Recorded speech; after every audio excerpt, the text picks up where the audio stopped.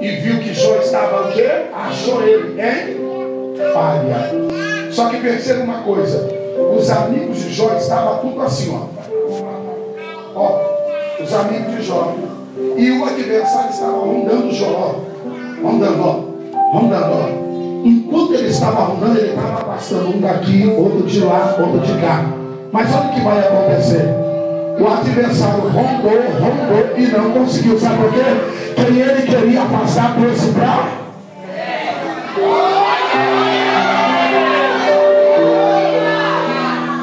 Diga para esse irmão, pelo amor de Deus, eu acho que você não entendeu, irmão. O adversário até tentou afastar todo mundo da frente de ti, mas no final da prova, tá mão aqui, tá mão aqui, puxa na retina, tá mão, sabe o que aconteceu? Ele achou que ia afastar, no final da prova ia falar,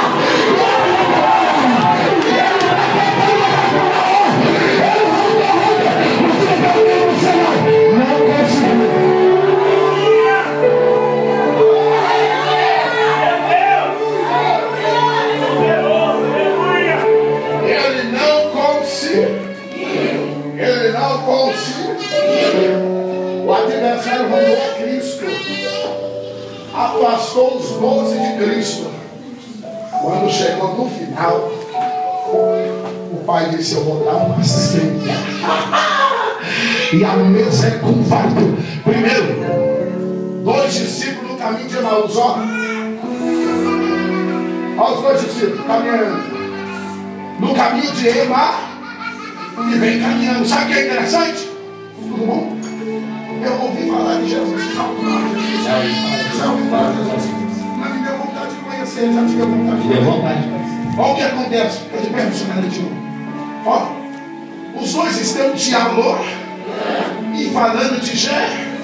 Aí Jesus chega. Ó, Jesus, vocês tinham vontade de conhecer Jesus? Sim. Jesus do ladinho dos 2.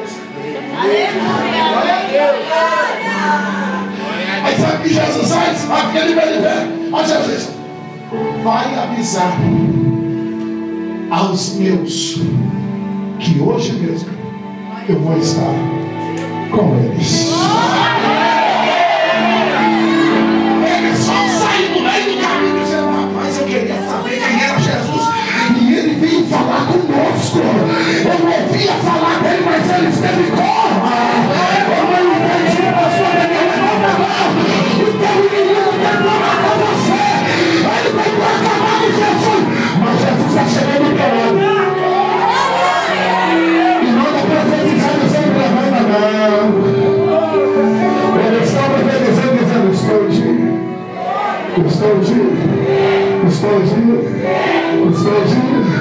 Você está triste, mas tem que partir. A vida vai gravar